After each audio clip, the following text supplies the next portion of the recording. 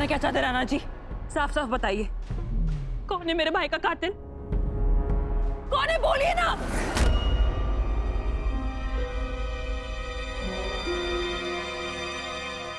तुम्हारे गुनहगार हम हैं।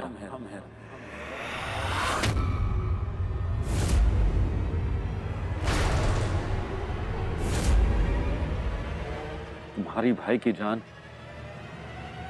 हमारी गोली से हुई।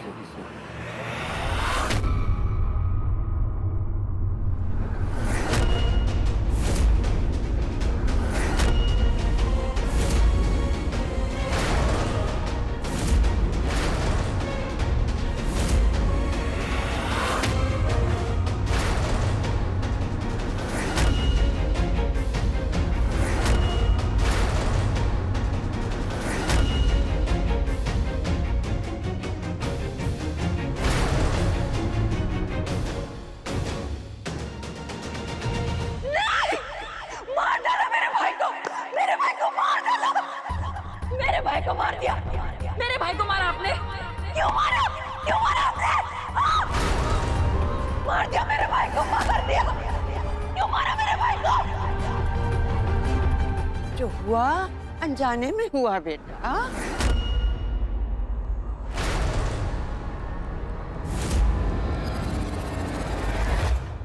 आपके आस्तीन पे मेरे भाई के खून के दाग है,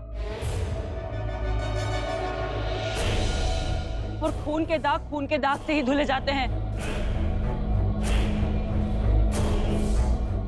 आग के बदले आग और जान के बदले जान, यही इंसाफ है राणा जी।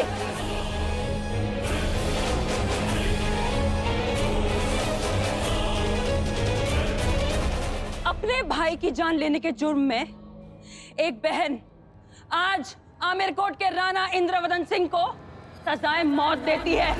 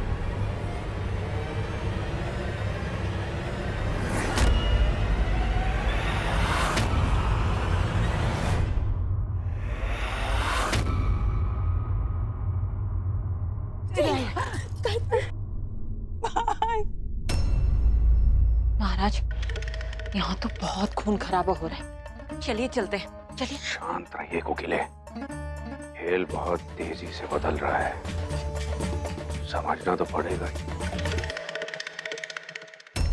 मेरा भाई किसी हादसे में नहीं मरा है, उसे मारा गया है।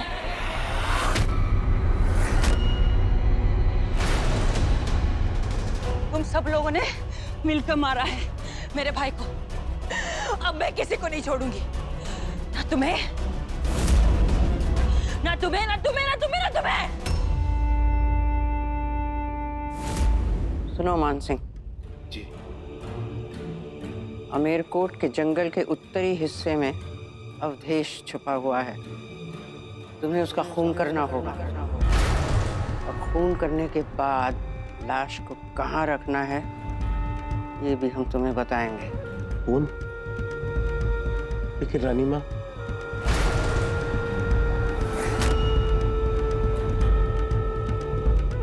जी रानी को आगे बढ़ना है तो मोहरों को तो मरना ही पड़ेगा। हाँ बेटा, नहीं बेटा, शांत हो जाओ, शांत हो जाओ रागेश्वरी। अगर तुम्हारे भाई की हथेली में जीवन रेखा ही छोटी है तो कोई क्या कर सकता है? रेखाएं कुछ छोटी नहीं होती है, उन्हें मिटाकर छोटा बना दिया जाता है। ये तो ऊपर वाले का बुलावा है बेटे। कुछ के बुलावे आते हैं और कुछ को जबरदस्ती भेजा जाता है। अरे आपका भी बुलावा आया था, आप गई क्या?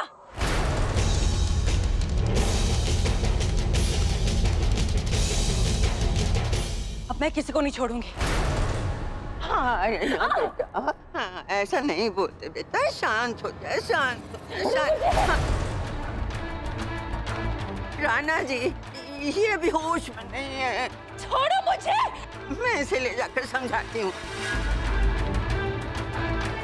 अब चलो चलो चलो, आओ मेरे साथ। छोड़ो। आओ बेटा। नहीं छोड़ूंगी मैं सबको।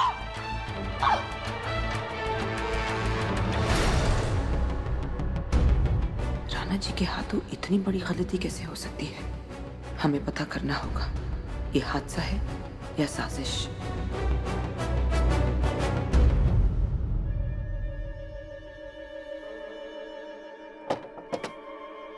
इधर आओ, बैठ यहाँ।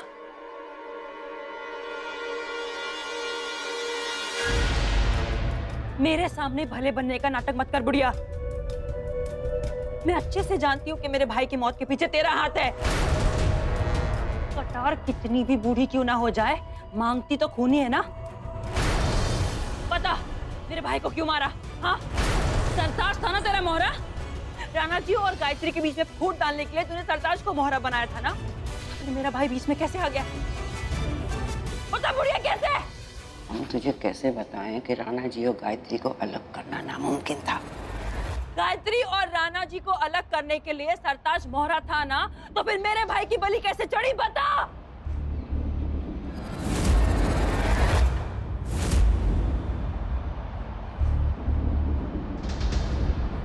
और कोई आदेश हो तो आप मुझे दीजिए। रानी गायत्री तुम्हें आजाद कर चुकी हैं, अब तू यहाँ से भागेगा और राणा जी तेरे शिकार के लिए निकलेंगे।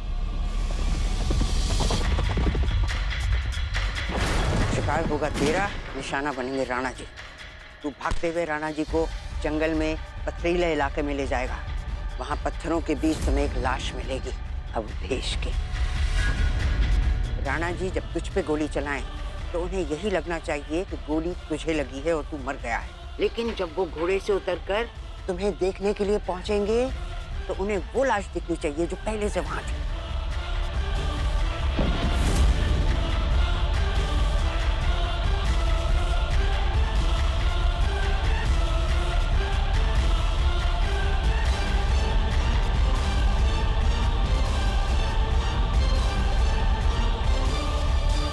और उनको यही लगना चाहिए कि उनकी गोली से ये आदमी मरा है। डायन भी साथ घर छोड़ के वार करती है। तेरा भाई तो मेरा साथी था। कोई बिगड़ा बच्चा अपना खिलौना थोड़ी तोड़ देता है। मैंने कुछ नहीं किया तेरे भाई को। तूने नहीं किया तो कौन है मेरे भाई का कातिल? कभी कभी जो दिखता है वो सच होता है। तेरे भाई का कातिल है राणा इंद्रवदन सिंह।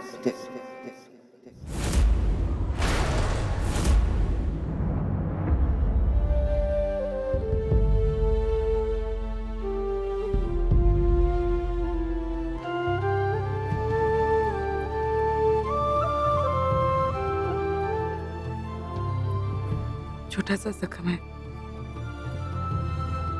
भर जाएगा। आपका जख्म तो भर जाएगा, पर रागेश्वरी के जख्म का क्या? वो जख्म जो उसे आपकी वजह से मिला है।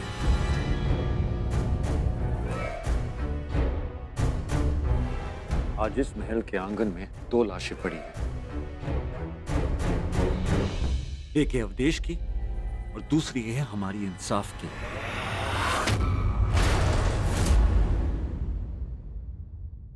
अवधेश की मौत के जिम्मेदार तो हम हैं, और हमारे इंसाफ की मौत के जिम्मेदार आप है रानी गायत्री। ना आप सरताज को छुड़ाती, ना हम उनके पीछे जाते, और ना हमारे हाथों अवधेश की हत्या होती। आज आपकी वजह से हमारे हाथों एक पाप हुआ है, हमारे हाथों पर एक बेगुनाह का खून।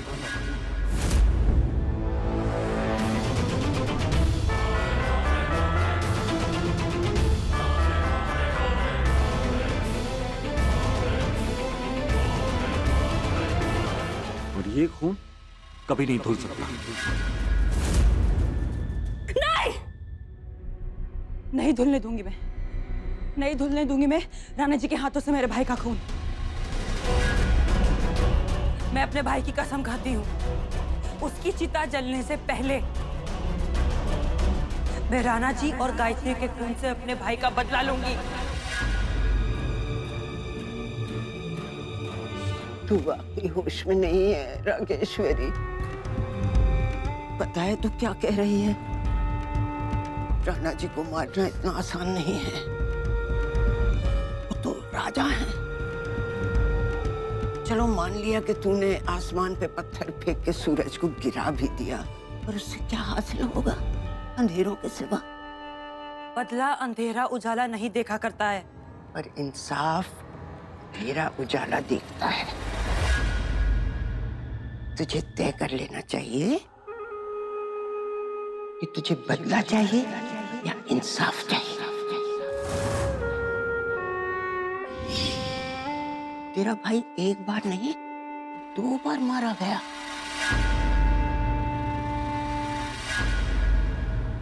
एक बार तो आज राणा जी के हाथों, और एक बार उस दिन जिस दिन गायत्री रानी ने उसके प्यार को ठुकरा दिया था। तो राणा जी की गोली और गायत्री जी की बोली, इन दोनों ने मारा है तेरे भाई को। इसीलिए मैं दोनों को मार डालूंगी, और वो भी अभी के अभी। अभी ठहर जा लड़की, अरे ठहर जा। छोड़ो मुझे। सुन, मारने से दोनों को मुक्ति मिल जाएगी। तुझे उन्हें ऐसे भंवर में फांसना है कि ना वो डूब सके ना वो उभर सके, बस तड़पते रहें, तड़पते रहें।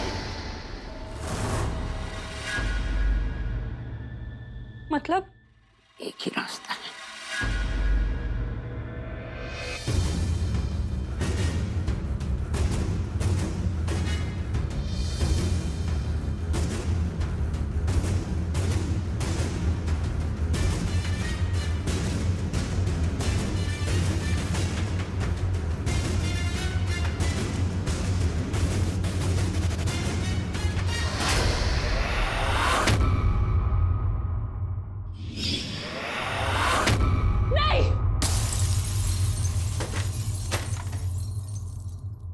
मैं ये नहीं कर सकती, मैं ये नहीं करूंगी।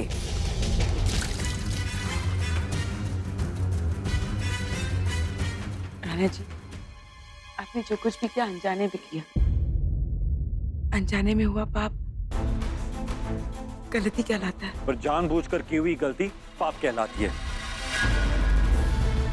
आपने जो किया जानबूझकर किया रानी गायत्री। हाँ, अवधेश का खून हमारे हाथों हुआ है, पर उसके छींटे आपके दामन पर भी उड़े हैं। इस पाप के लिए जितने जिम्मेदार हम हैं, उतनी जिम्मेदार आप भी हैं रानी गायत्री।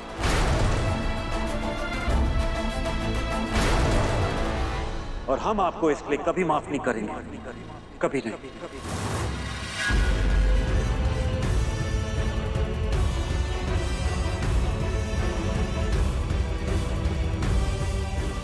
रानी, आप ठीक तो है ना? राजमाता, राजमाता, ये मैंने क्या कर दिया? मैं तो राणा जी के हाथों पाप होने से रोकना चाहती थी, उनके दामन को बचाने चली थी, पर अपनी चादर मैली कर बैठी। लेकिन सवाल ये है कि आपकी चादर पर कीचड़ आया कैसे? राणा जी ने जो गोली सरताज को मारने के लिए चलाई थी, उस गोली से अवधेश की जान कैसे चली गई?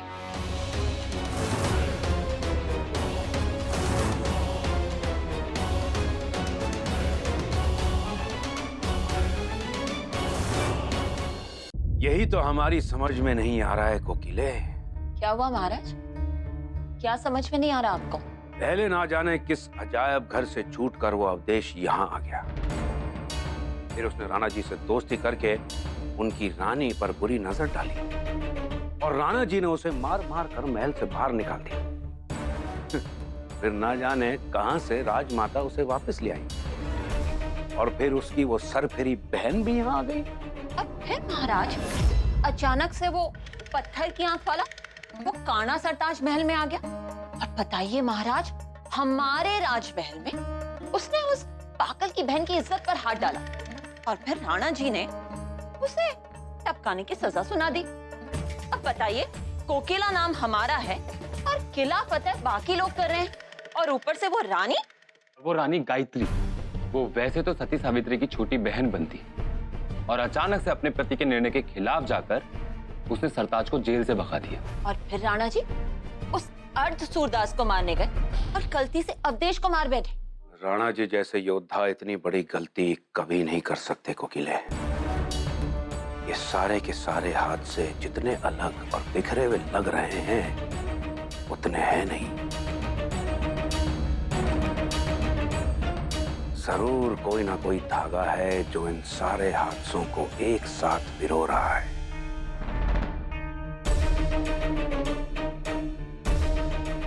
लेकिन इस सबसे पहले तो बड़ी रानी मां आई थी। बड़ी रानी मां,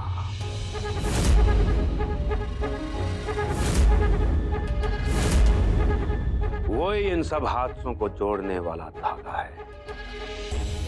हमें पहले ही शक था। कौवा मीठा बोल सकता है, पत्थर पर से निशान मिट सकते हैं, कुत्ते की दुम सीधी हो सकती है, पर हमारी मां कभी नहीं सुधर सकती। वो जरूर कुछ पका रही है, पर क्या बताएं रागेश्वरी, कैसी इज्जत चली गई, इज्जत का रखवाला चला गया। खुद ही सोचिए कैसी होगी बेचारी। हमें कुछ समझ नहीं आ रहा बड़ी रानी माँ। हमारे हाथों इतना बड़ा अनर्थ कैसे हो सकता है? हमारी आंखें इतना बड़ा धोखा कैसे खा सकती हैं? हमें यकीन था कि हमने गोली सरताज पर ही चलाई थी, फिर अवधेश बीच में कहां से आ गया? और अवधेश जंगल में कर क्या रहा था? राणा जी, जो हुआ उसे मत सोचिए, ये सोचिए कि जो है उसे कैसे संभालना है, रागेश्वरी को कैसे संभालना है। तकदीर ने उसके साथ बहुत अन्याय किया है। दुनिया में ऐसा कोई नहीं जिसे वो अपना कह सके। सारे सगे संबंधियों को तो अवधेश ने पहले ही मार दिया था सिंहासन के लिए, और अब अवधेश भी।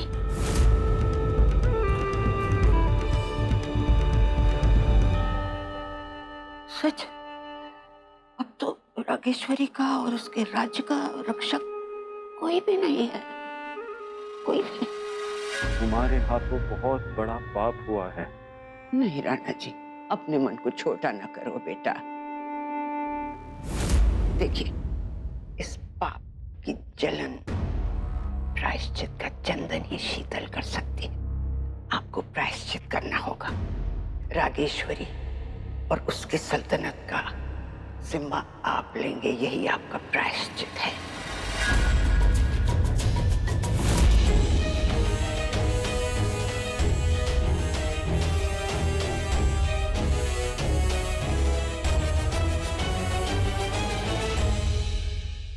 जाकर देखते हैं कि अवधेश के अंतिम संस्कार की तैयारी पूरी तरह से हुई कि नहीं।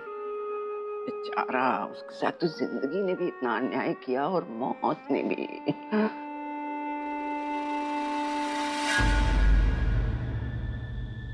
हम जानते हैं राणा जी कि इस हादसे ने आपके दिल और दिमाग पर बहुत गहरा असर डाला है,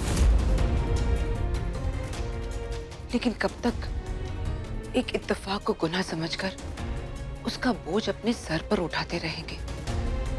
कब तक खुद को और रानी गायत्री को सजा देते रहेंगे जो गुनाह आपने किया ही नहीं? आप अब भी रानी गायत्री की तरफदारी कर रही हैं, ये जानते हुए भी कि उन्होंने क्या किया? आप अपनी रानी पर विश्वास रखिए, वो गलत नहीं है। नहीं राजमाता, गायत्री के राजद्रोह की वजह कुछ भी है, उससे ये सच नहीं बदल जाएगा कि अवधेश मर चुका है।